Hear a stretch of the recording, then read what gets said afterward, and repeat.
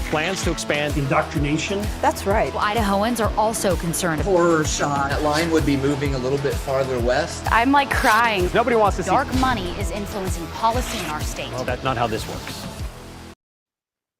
Hi there, welcome to Nowhere to Hide. I'm Brian Hyde, and today we're going to be talking about the dark money boogeyman. I have to admit, that's a term. Dark money is a term that I really hadn't heard much until I moved back to the Gem State after a 25-year hiatus a couple of years ago. And then I started to hear it, well, frankly, in all the wrong circles. Basically, anything that was related to freedom was said to be influenced by dark money. And that's a terribly frightening thing, at least in the minds of people who apparently want control and want to basically dominate the lives of the citizens of Idaho. I'm talking about the political class as well as their enablers in the media. And with next year's election, being kind of a big one, I figured we'll probably see some pretty scary political ads, but I thought it would take a lot longer before they started coming out. I want to share one with you. This one dropped yesterday. It was actually texted to a lot of people from an unknown phone number. And the group that texted it, we don't know much about them. There's no name, there's no face to put with it. It's just Idaho Liberty, a little YouTube channel with 3 whole subscribers last time I checked. But look at this ad that they put out and look at the claim that they're making. This is what we're going to discuss right up front. Legislators swear an oath to support the Constitution, but that's not good enough for Citizens Alliance of Idaho. They want our leaders to pledge allegiance to them. Funded by California CEOs and East Coast billionaires, this dark money, special interest group wants to control our elected leaders. Ask your legislators to say no to phony pledges and out-of-state dark money. Call your legislator today and remind them who they work for. Idahoans, not special interest groups. Well, there you have it. That dark money is being used to control Idaho legislators, not on part of the people that they're supposed to represent, but California CEOs and, East Coast interests. Wow.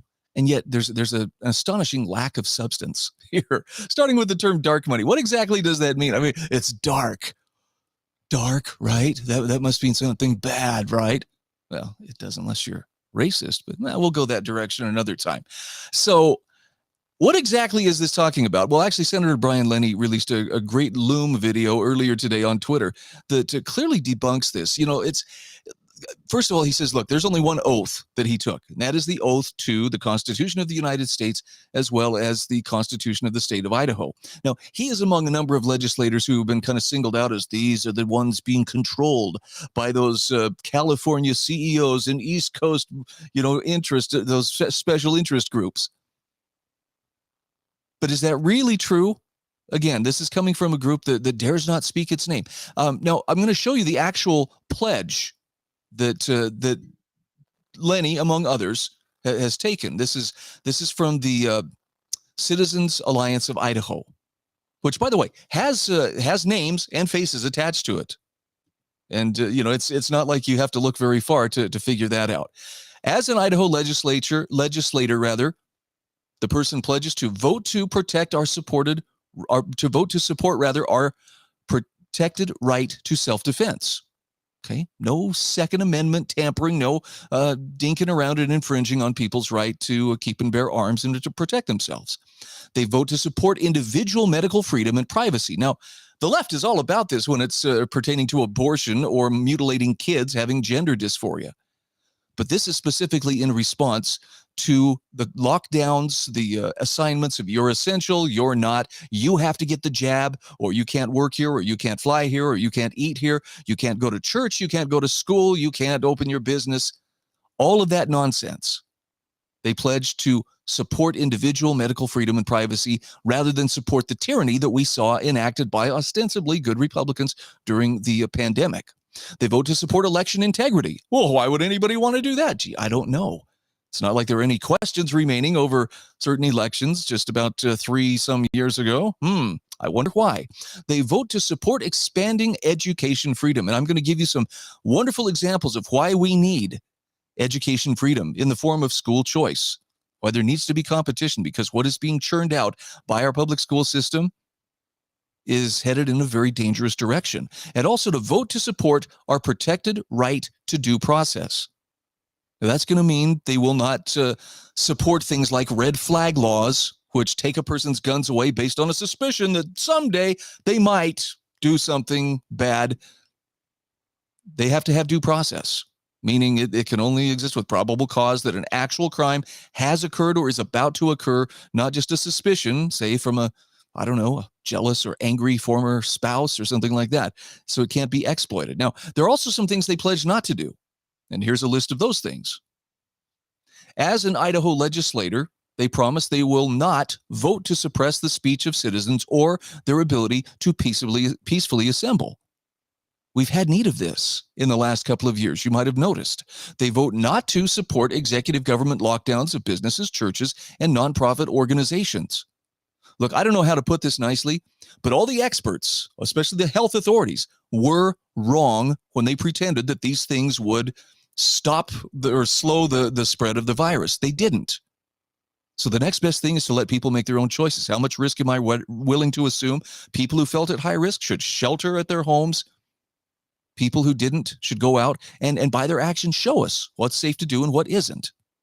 Anyway, they also pledge not to vote for any tax or fee increase. A good rule of thumb in any situation. The government doesn't need more money. It doesn't need to keep feeding that insatiable appetite. They promise rather not to vote for any budget or spending bill that expands government. Isn't it refreshing to know there are people who can actually say, hey, we have enough. We have more than enough. And they also pledge not to vote to give any new power to the federal government. Now, I'm going to ask you, does that seem unreasonable? Is that extreme? It is to people who are very collectivist in their thinking. The statists think, well, anything that's not under government control, by definition, is out of control. So they don't like to see this because this means it will necessarily limit their aspirations and limit their powers.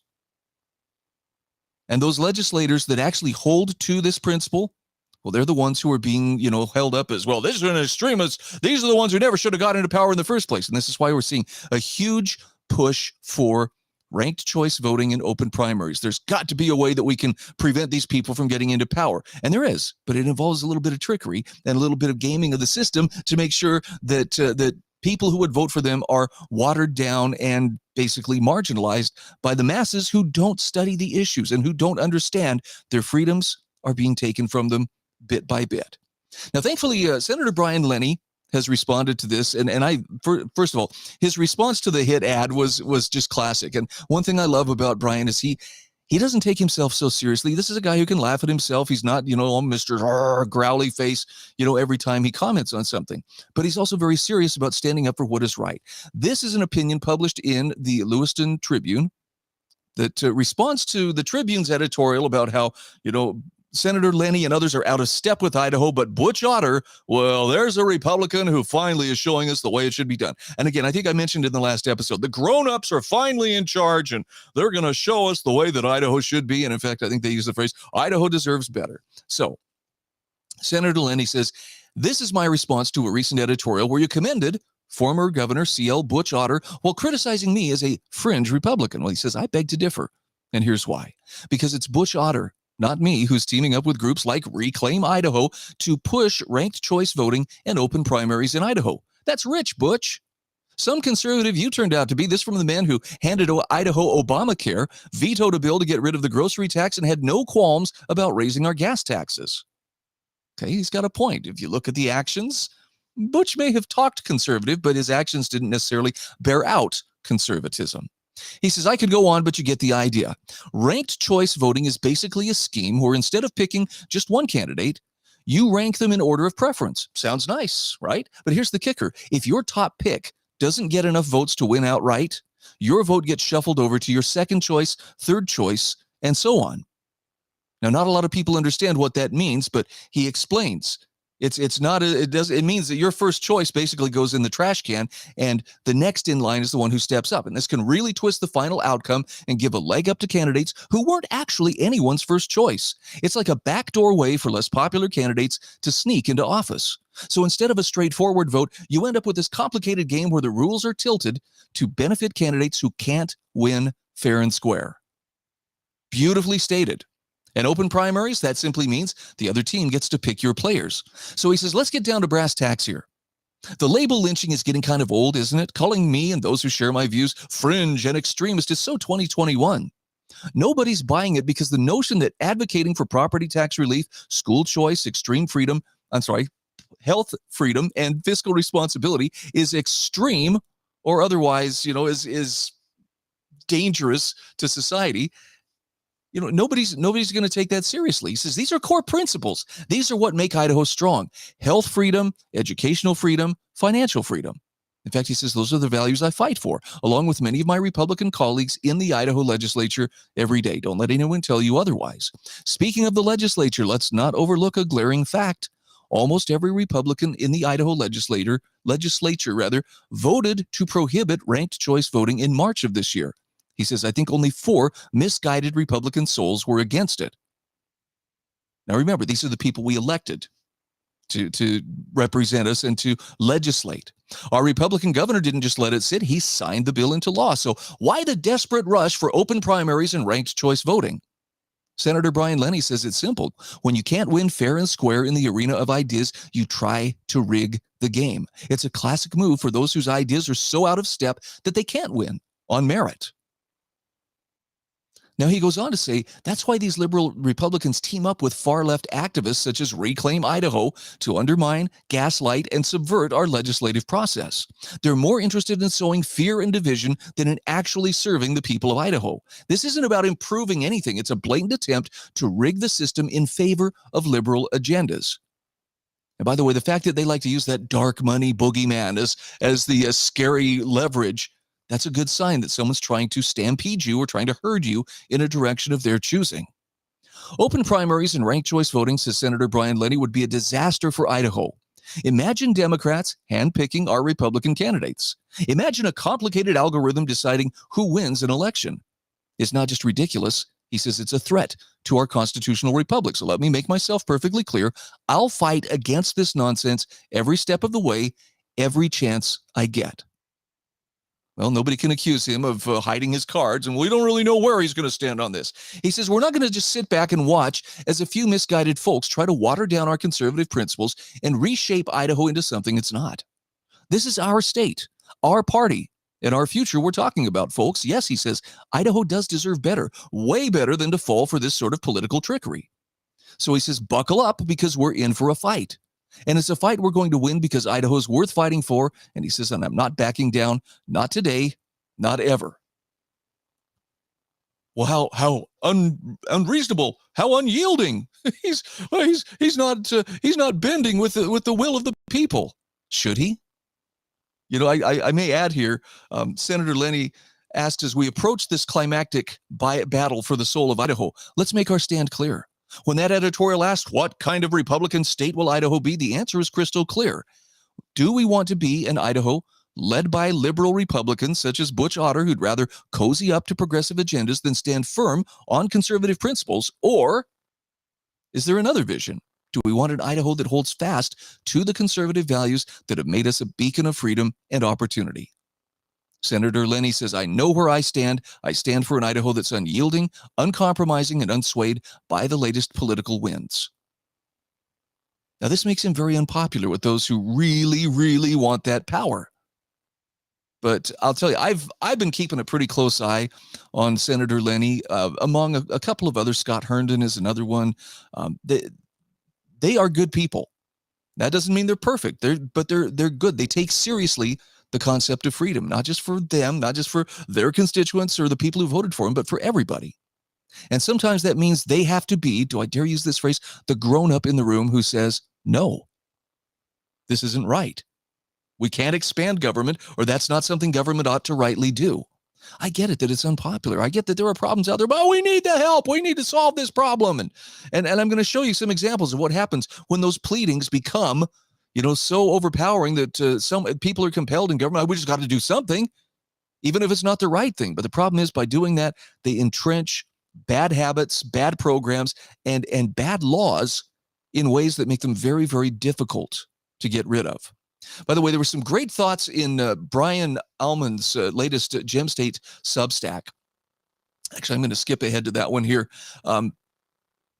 He was writing about this, and I think nailed the problem of the devil's bargain that some of these Idaho Republicans, and I'm going to put that in air quotes, like Butch Otter, are making. Now, there's 100 or more of these Republicans who are standing for, open primaries and ranked choice voting.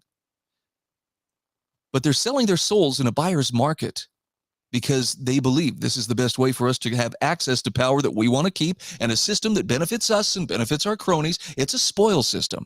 I'm sorry, there's not a nice way to say it. They have figured out how to use that system to engage in legal plunder and not only make it look, how can we put it, respectable, but admirable. Why? Here's an example. Okay, Brian Allman in his Gem State Substack says how there are signs of an alliance here in the Gem State between moderate Republicans and Democrats against conservatives. Legislative leadership, for instance, pushed through several bills, including the Idaho Launch Grant, with minorities of the House Republican caucus. Now, that's a quiet change from the so-called Bedke rule, in which then House Speaker Scott Bedke refused to bring legislation to the floor without support from a majority of Republicans. By the way, this was a total crony favor type bill. And it greatly increased the state's role in education and in spending in ways that it really shouldn't have. And worse, it interferes with the private market because it gave favors to certain people within the free market. It's not a free market if government's interfering. But let's talk a little bit again about this alliance and what it means. Brian Allman says the burgeoning alliance grew much stronger this month as former three-term Republican Governor Butch Otter endorsed the Jungle Primary Ranked Choice Voting Initiative. He says, as you know, this plan makes it much easier for moderates to hold on to power, which benefits both the Republican establishment and the far-left Democrats, who both fear a conservative insurgency. And they use those kind of terms to describe those conservatives. So he asks the question, how many politicians in Idaho are wearing masks? How many Idaho Republicans would love to impeach our own champion of liberty, Raul Labrador, if they thought they could get away with it? Conservative voters must pay close attention to the games their elected representatives play because it reveals both their character and their intentions. With the survival of our state and nation at stake, we don't have time for politicians who are interested in little more than their own power. Does he not make sense here? Brian also says it's never a good idea to make deals with the devil. It makes you wonder about men such as Butch Otter or Jim Jones. How many of their principles were real and how many were just masks that they wore to win elections? Remember when a whole group of supposedly conservative pundits turned against Donald Trump in 2016? At the time, they said it was all about principles, but in the following years, they ended up allying with the left on nearly every issue they once claimed to hold. That's why we say that Trump's greatest accomplishment was in enticing so many grifters in our movement to take off their masks. Okay, so if you're paying attention, the masks are slipping. Not only for the ostensible Idaho Republicans who are real Republicans, but are actually in league with and in lockstep with their Democratic and progressive counterparts. The ones who are actually standing up for freedom are the ones who are getting maligned. They're the ones who are being called names and being, marginalized whenever the press is given an opportunity. That's kind of a scary thought. You might want to pay close attention because these are the people who are actually standing up for your freedom and mine. And when you hear someone being, castigated, it's a really good idea to ask yourself, what do I really know about this person or this issue that wasn't told to me by somebody else? And if the answer is not much, that's probably a clue that you should take a closer look yourself before you jump on the bandwagon about, yeah, they're extremists and they're terrible and we should do something about it. So let's talk about extremism. And this is the kind of extremism that is being peddled in many of our public schools. I'm not going to say all of them, but this is the darling of the media. When he was a senior last year, he was elected to, I believe it was the Boise School District School Board, Shiva Rajbandari. And this post of his, looking forward to joining this stacked panel on Monday to discuss how the Green New Deal for public schools will transform America's K-12 education system. Oh boy, our kids are about to be trained as environmental warriors. And this Sunrise movement talks about our public schools are crumbling, dilapidated, and being overtaken with extremist policies. Oh yes, like Drag Queen Story Hour? like the how-to books of how to bend your gender and engage in same-sex sexual relations? No. Oh, you mean the extremist stuff about how to know right from wrong, how to actually understand and do math, how to treat people equally without regard to their skin color instead of having to embrace some kind of so-called anti-racist education that hyper-focuses on skin color? Yeah, that kind of extremism. Now, Shiva just was arrested, I think it was last weekend in New York City for a climate protest, but he's really excited about this, organizing for a Green New Deal for public schools. Do you remember what the Green New Deal that Alexandria Ocasio-Cortez put out just a couple of years ago? It's central planning. It is socialism. It's making sure that as much of the means of production as possible is put in the hands of central planners, and you are denied as much choice as possible. And of course, this is under the guise of saving the planet. Who could possibly be against that? But it raises the cost of everything you do. We're already paying a very dear price in terms of, how the energy sector has been treated from the first day of Joe Biden's presidency. Well, here comes the next generation of true believers up through the schools. Shiva's right there at the head of them, and he's excited about it. This is wonderful, but it gets worse. This is a White House initiative. The Biden-Harris administration launches the American Climate Corps. I'm talking literal eco-warriors, a workforce initiative that will train young people for careers in the growing fields of clean energy and climate resilience. And the one thing they left out of there that needs to be mentioned, and in activism as well. Because that's exactly what they're going to be doing, is going out there and being activists. How do we know? Well, just look at Shiva's reaction here. Rah, this is huge. Thank you, Sunrise Movement, and all the youth organizers across the country who sent emails, marched, canvassed, and got arrested, demanding real executive action on the climate crisis. We made this possible, and we're just getting started. I don't know if it's more of a Marxist or perhaps even a Maoist vibe, or if this is the French Revolutionary Jacobin vibe. There's kind of a mixture of all three, but I'll tell you, when I see this kind of response, and there's President Biden weighing in today, his handlers weighing in today, we are mobilizing the next generation of clean energy, conservation, and climate resilience workers. It all means more government in charge of everything. And the vibe that I'm getting from Shiva, I'm sorry, Shiva, I don't know you personally, but this is the vibe you're putting out. You are now a member of the Red Guard. Your comrades would be proud of you for your bold stance. You, my friend, are useful. I wish I meant that in a complimentary sense. But if you understand what Marxism and Maoism has been about, you know that the useful ones, they eventually are found not so useful and disposed of. But they lead the way, and they persuade others to fall, headlong into dangerous ideologies. All right, a couple other things here to touch on before we close out today's show. I really appreciated Maria Olson Nate posting this on Twitter. Better save this before it gets flushed down the memory hole. A poster by the name of Rick points out that Governor Little and his apologists always claim, well, now Brad Little never ordered anything closed. There's been a lot of walking back of those lockdowns. They claim he certainly didn't order churches closed, but if that was true, then why does his reopen plan, why did it allow churches to reopen if they followed certain rules? I think that's a fair question. Wouldn't be necessary if they were never closed down in the first place. Governor Little, maybe you'd like to comment. All right, next, let's take a look at, this was a great one. You know how the statues are coming down, the streets are being renamed. There's no problem here.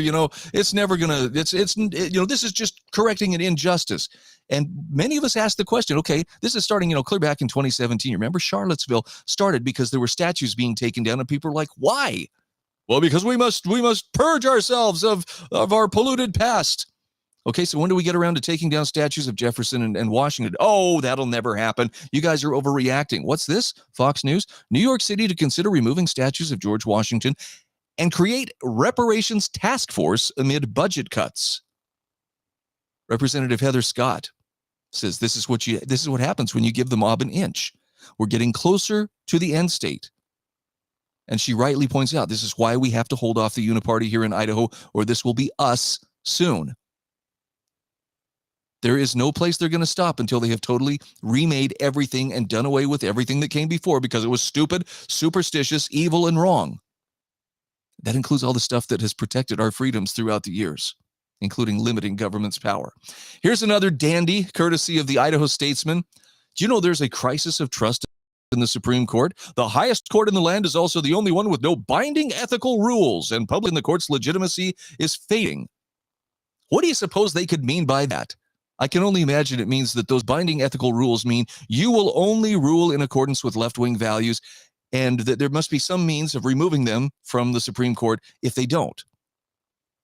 Because otherwise, the court's legitimacy is fading, especially as they uphold the right to keep and bear arms, the right to life, and so forth.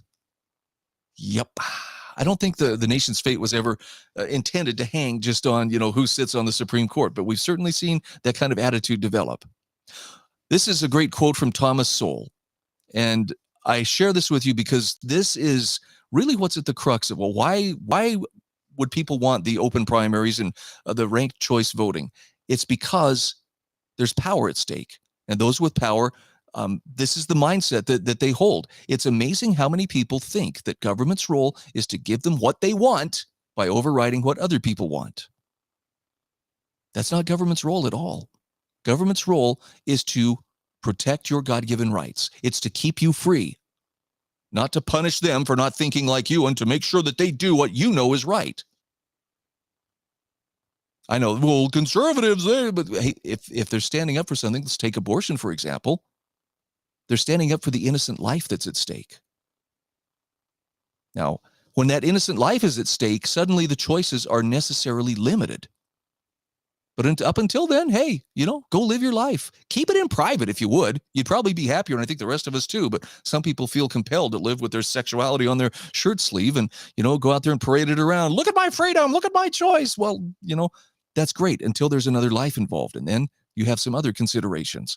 One last example. This, I thought, this one especially hit home. Oh, look, Jesus is teaching the people here. And Jesus said unto them, take thy neighbor's earnings and flush them through an inefficient, often corrupt and politically motivated bureaucracy, so that you may have a false sense of charity, and so that politicians may use it to buy political favor and then do their own definition of what is good.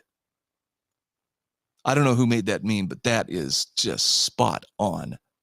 That's exactly what most politicians want to do. That's what makes them politicians. Statesmen, on the other hand, statesmen are more interested in what is right and what is wrong, what the proper limits of government are, and are they being observed.